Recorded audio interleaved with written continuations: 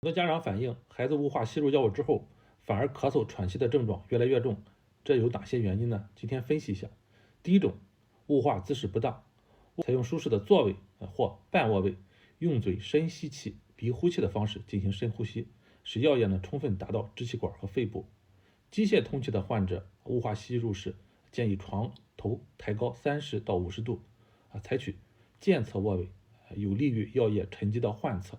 若采用卧位或者是侧卧位，可能会因为雾化器内药液流入口腔而引起呛咳。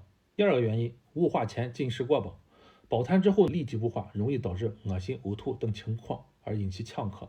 我们建议雾化吸入治疗前1小时不应进食，注意清洁口腔的分泌物和食物残渣，以防雾化过程中气流刺激引起呕吐。第三个原因，雾化吸入流速过快。患者雾化治疗过程中过于紧张，或者雾化时气流量过大，短时间内吸入过多药液刺激气道，尤其是首次接受雾化吸入的患者。对于婴幼儿和儿童，我们建议在安静或者睡眠状态下进行治疗。吸入的药液浓度不能过大，吸入速度由慢到快，雾化量由小到大，使患者逐渐的适应。采用这种氧气驱动雾化，最佳的氧流量6到8升每分钟。第四个原因，雾化吸入溶液量过大，雾化时间过长。雾化时间过长，随着水分蒸发，雾化的气溶胶温度会进一步下降，刺激患者咳嗽。我们一般推荐成人雾化瓶内液体的总量4到6毫升，小儿3到4毫升。雾化时间并不是越长越好，一般情况下我们推荐儿童是5到10分钟，成人10到15分钟。药液太少，到达下呼吸道的药量会相对减少，达不到治疗效果。药量过多呢，导致雾化时间过长，影响产物的质量和药性。第5个原因，患者气道高反应性。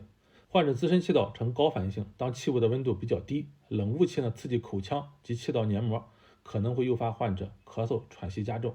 如果是支气管哮喘的患者，我们在雾化时应该积极做出相应的预防和治疗措施，观察出雾的情况，注意勿将药液溅入眼内，密切观察患者的生命体征。如果出现频繁的咳嗽、气促、气道痉挛等症状，应立即暂停雾化进行观察。第6个原因，痰液刺激。雾化之后，药物直接作用于气道，可使痰液稀释，刺激咽喉部，从而产生咳嗽的症状。此时咳嗽加重属于正常的现象，有利于痰液在咳嗽的时候排出。第7个，药物刺激。气溶胶温度过低，密度过高，雾化溶液 pH 值不当，低渗或者是高渗气溶胶，或可导致哮喘及其他呼吸道疾病患者发生支气管痉挛。比如说阿尔法醚蛋白酶有报道可致肺组织损伤，吸入气道之内可加重炎症并诱发哮喘，不适合雾化使用。第8种情况，雾化溶液过敏。少数患者对于雾化治疗药物出现过敏的现象，从而会加重支气管痉挛的发生，表现为咳嗽、喘息等症状较前加重。这种情况需要立即停止雾化。如果考虑存在过敏因素，可以联合抗过敏药物进行治疗。第9个原因，吸入药物的不良反应。吸入药物因作用机制的不同，产生的药效也不相同，存在不良反应也有差异。我们建议严格把握用药的适应症，应遵医嘱用药。比如说，吸入用乙酰半胱氨酸对鼻咽和胃肠道有刺激，对于有胃溃疡或者胃溃疡病史的患者，尤其是对于胃黏膜有刺激作用的药物合用时慎用本品。对于患有支气管哮喘的病人，在使用吸入用乙酰半胱氨酸时格外慎重。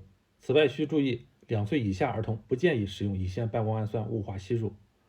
而乙酰半胱氨酸颗粒剂说明书中严格指明哮喘患者禁用。每天学点，技多博雅深。我是儿科医生王琦，记得点赞、关注、支持，谢谢。